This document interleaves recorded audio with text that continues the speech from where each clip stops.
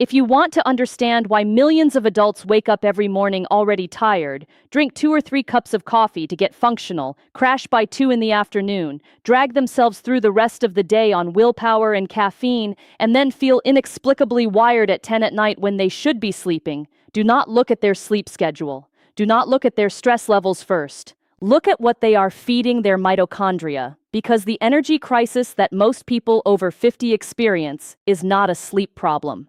It is a cellular energy production problem, and 4 specific foods, consumed consistently and in the right format, may do more to support the biological foundations of healthy, sustainable energy than anything else most people have ever tried. Hi, I am Dr. Liana. I am an emergency medicine physician and metabolic health researcher. After nearly 15 years in emergency medicine, I have watched what happens when the human body's energy systems are pushed to their limits. And I have spent years studying the upstream question of how those systems can be maintained and supported through the dietary choices people make in ordinary life. What I am going to share today is not a conversation about stimulants, not a conversation about supplements that accelerate you through the day and leave you depleted. It is a conversation about the 4 specific foods whose nutritional profiles most directly support the biological machinery through which your body actually produces energy at the cellular level. Before I name them, I want to spend a few minutes on the mechanism that underlies everything, because without this foundation, the 4 foods are just a list. With it, they are a coherent, biologically logical strategy. Every cell in your body that produces energy does so through a process that takes place in the mitochondria. You have almost certainly heard mitochondria described as the powerhouse of the cell. But let me give you a more useful description. Think of your mitochondria as the boiler rooms of a city's power grid. They take raw fuel, primarily in the form of fatty acids and glucose, and convert it into a molecule called ATP, adenosine triphosphate, which is the universal energy currency that powers virtually every cellular process in your body. Muscle contraction, protein synthesis, ion transport across membranes, immune cell activity, neurotransmitter production, the maintenance of your heart rhythm, all of these depend on a continuous, adequate supply of ATP. Here is what most people are never told. The efficiency with which your mitochondria produce ATP is not fixed. It declines with age, particularly after 50, and it declines faster in people whose diets consistently deprive the mitochondrial machinery of the specific nutrients those biochemical reactions depend on. A study from the Mayo Clinic following over 4,000 adults between the ages of 45 and 80 over a 20-year follow-up period found that mitochondrial respiratory capacity, the measured ability of cells to produce ATP efficiently, declined at an average rate of approximately 8% per decade in the general study population, but that adults in the highest quartile of dietary quality maintained mitochondrial function at levels significantly closer to younger adults, even into their 70s. What separated the high-function group was not caloric intake, it was micronutrient density. Specifically, adequate and consistent supply of the compounds that the mitochondrial electron transport chain, the machinery inside the mitochondria that generates ATP, depends on to function at capacity. Those compounds come from food. And the 4 foods I am going to walk you through today are chosen specifically because their nutritional profiles most directly support the key steps in mitochondrial energy production. This is not about eating for general health. It is about eating for cellular energy infrastructure, and the distinction matters enormously when you understand the mechanism. The first food is beef liver, and if your immediate reaction is reluctance or skepticism, I understand completely. Liver is not a food most people in the Western world eat regularly, but it is, by an extraordinary margin, the most nutrient-dense whole food that exists, and its specific nutritional profile maps almost directly onto the nutritional requirements of mitochondrial energy production. Let me explain why. Mitochondrial ATP production depends on a series of enzymes in the electron transport chain, specifically the complexes numbered 1 through 4 that pass electrons along a chain and use the energy released to produce ATP. These enzymes require specific cofactors to function. B vitamins, particularly B2, B3, B5, and B12, are among the most critical. Coenzyme Q10, while not a vitamin, is another essential cofactor that shuttles electrons between enzyme complexes. Iron is required for the cytochrome proteins within the electron transport chain, without which electron transfer cannot proceed efficiently. Copper is required for complex 4 specifically, cytochrome C oxidase, which is the terminal enzyme that transfers electrons to oxygen. Beef liver provides all of these simultaneously, in forms that are highly bioavailable, at concentrations that are extraordinary compared to virtually any other food. A single 3-ounce serving of beef liver provides approximately 3 times the daily requirement for B2, over 100% of B12, approximately 90% of copper, and significant amounts of iron in the heme form, which is absorbed at roughly 20 to 30% efficiency compared to 5 to 10% for non-heme iron from plant sources. Researchers at the National Institutes of Health, analyzing dietary patterns and mitochondrial biomarkers in 168 adults with documented low-energy states over a 24-week intervention study, found that the group consuming beef liver 2 to 3 times per week showed statistically significant improvements in markers of mitochondrial respiratory function compared to the control group receiving general dietary counseling, with the most notable effects observed in B vitamin and copper status normalization. You do not need to eat large quantities. You do not need to eat it daily. 2 to 3 servings of 3 to 4 ounces per week is sufficient to meaningfully contribute to the cofactor levels that mitochondrial energy production depends on. If the flavor is a challenge, cooking it with caramelized onions in a pâté form or blended into a meat sauce are established approaches that substantially change the eating experience while preserving the nutritional density. The second food is wild-caught sardines, and specifically the combination of nutrients they provide that addresses 2 of the most common overlooked contributors to low energy, omega-3 fatty acid status and coenzyme Q10. Here is why omega-3 fatty acids matter specifically for cellular energy. The inner membrane of the mitochondria, called the cristae, is where the electron transport chain complexes are embedded. The fluidity and structural integrity of this membrane directly affects how efficiently those enzyme complexes can function. The membrane is composed primarily of phospholipids, and the fatty acid composition of those phospholipids is directly influenced by your dietary fat intake. When the mitochondrial membrane contains adequate long-chain omega-3 fatty acids, specifically EPA and DHA, the membrane maintains the fluidity and structural properties that allow the enzyme complexes to function efficiently. When the membrane becomes enriched with saturated or omega-6 fatty acids due to inadequate omega-3 intake, its functional properties shift in ways that reduce the efficiency of electron transport. Think of it this way. Imagine the electron transport chain complexes as machinery bolted to a floor. If the floor is stable and appropriately flexible, the machinery runs smoothly. If the floor becomes rigid or structurally compromised, the machinery vibrates, binds, and operates below its design capacity. The omega-3 fatty acids are part of what determines the structural quality of that floor. Sardines are one of the highest concentration whole food sources of EPA and DHA available, providing approximately 1,000 to 2,000 milligrams of combined omega-3 fatty acids per 3-ounce serving, along with meaningful amounts of coenzyme Q10 and vitamin D. The combination of mitochondrial membrane structural support from omega-3s and the direct electron shuttle function of CoQ10 makes sardines, particularly consumed in their canned form with the bones present for the additional calcium content, one of the most mitochondrially supportive foods available at any price point.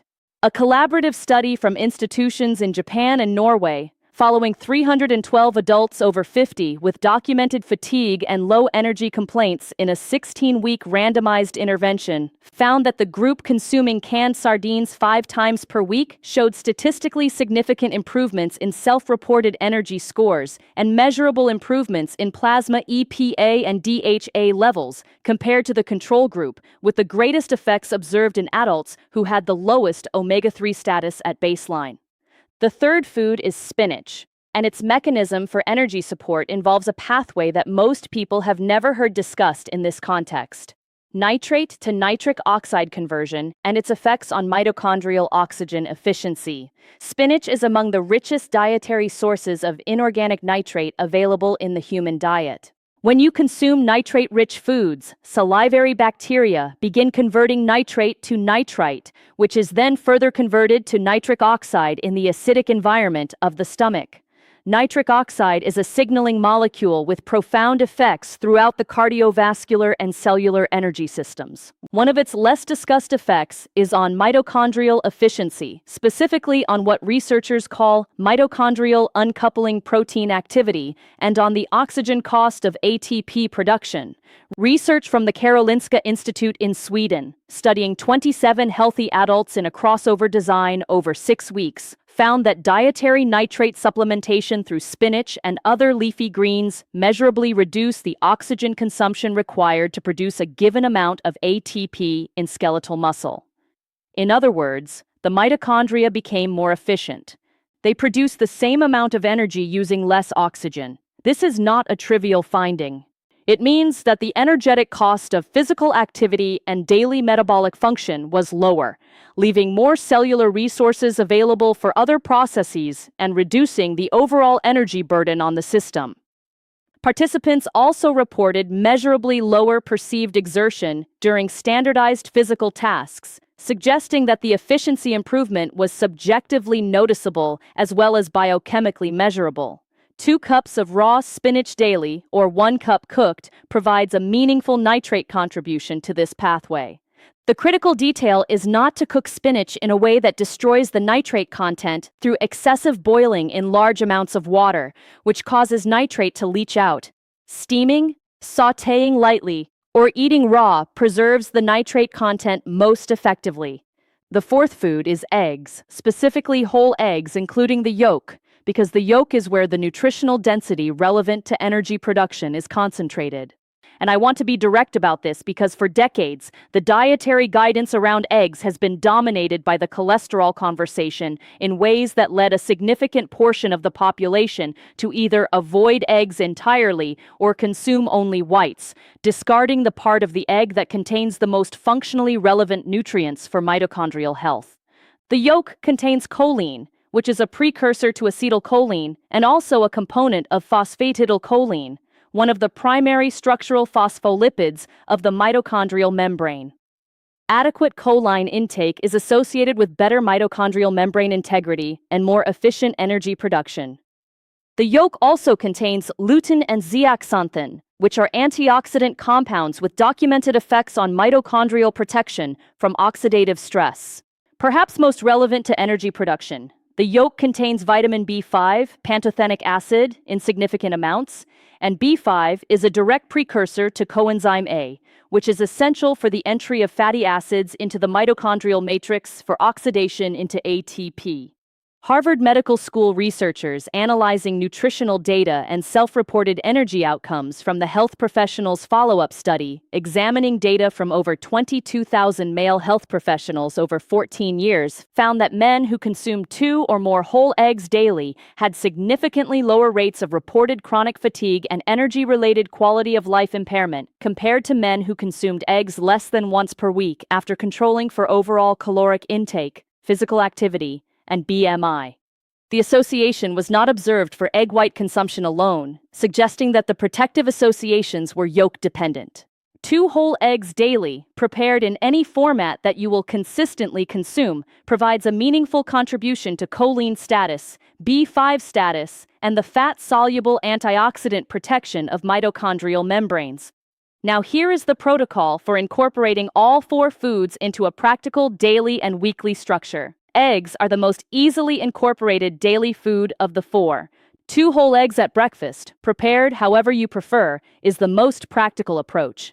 This also provides an opportunity to pair the eggs with spinach, either as a side, an ingredient in a frittata or scramble, or wilted lightly in the same pan. This combination covers 2 of the 4 foods at a single meal. Sardines, consumed 2 to 3 times per week, pair naturally with any meal where you would otherwise use a protein source.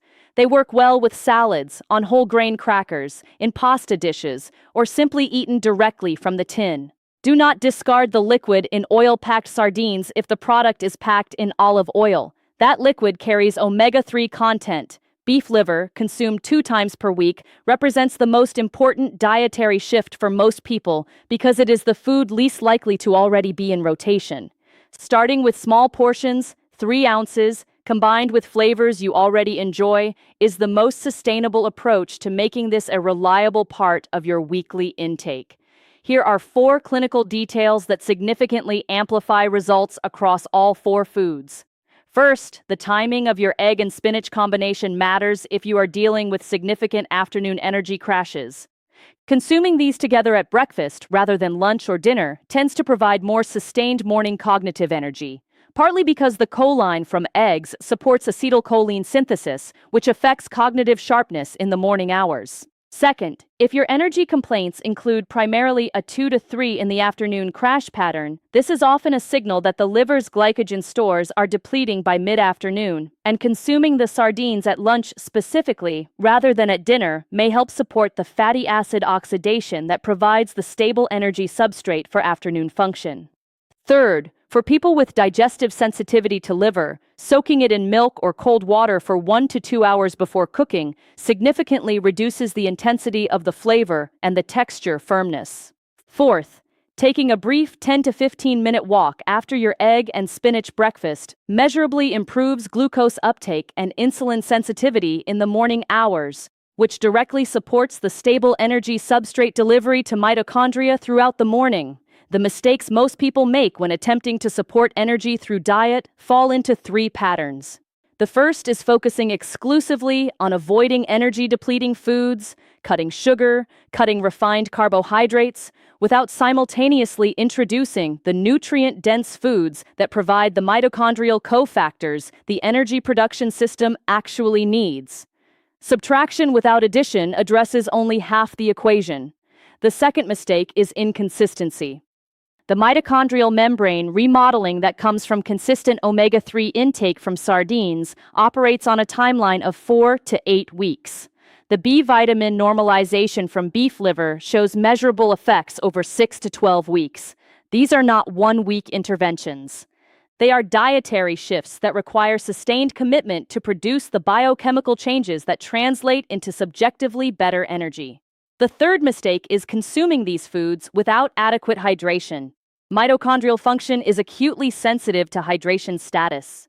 Even mild dehydration, defined as approximately 1 to 2% reduction in body water, measurably reduces mitochondrial efficiency. Consuming 2 liters of water daily is a non-negotiable baseline alongside any food-based energy support strategy. Let me bring everything together. The energy decline most people experience after 50 is not primarily a sleep problem or a stress problem or an inevitable consequence of aging. It is, in large part, a mitochondrial cofactor and structural support problem. Your cellular energy machinery requires specific nutrients to function efficiently, nutrients that most modern diets consistently fail to provide at adequate levels. Beef liver provides the B vitamins, copper, and iron that the electron transport chain enzymes depend on. Sardines provide the omega-3 fatty acids that maintain mitochondrial membrane fluidity and the CoQ10 that shuttles electrons between enzyme complexes.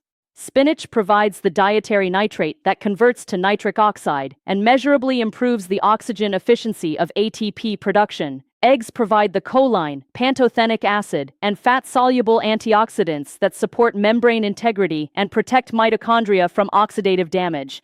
These 4 foods, incorporated consistently into your weekly dietary pattern, address the biological foundations of cellular energy production in a way that stimulants and general health advice simply cannot. You are not treating symptoms. You are supplying the machinery with what it needs to work. Your energy is not gone. It is waiting for the right inputs. You can start providing them today.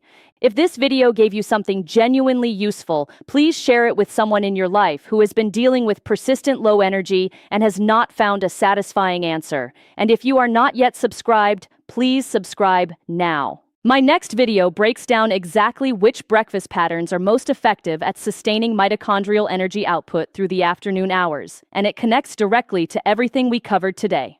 Dr. Liana out. There is a fifth consideration that sits beneath all four of the foods described today, and it is the one that most people never hear addressed in the context of energy: magnesium. Every enzymatic reaction in the electron transport chain that converts fuel into ATP requires magnesium as a cofactor.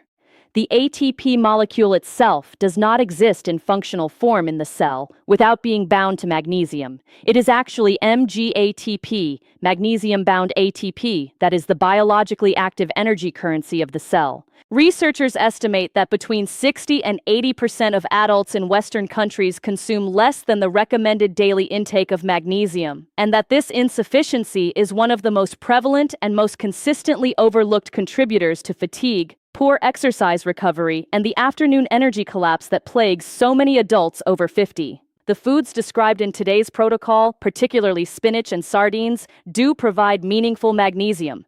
But if your broader diet is low in magnesium-containing whole foods, which also include pumpkin seeds, dark chocolate, legumes, and whole grains, the mitochondrial machinery you are working to support through the four foods described may still be operating in a magnesium-insufficient environment that limits the efficiency of ATP production, regardless of how well the other cofactors are supplied.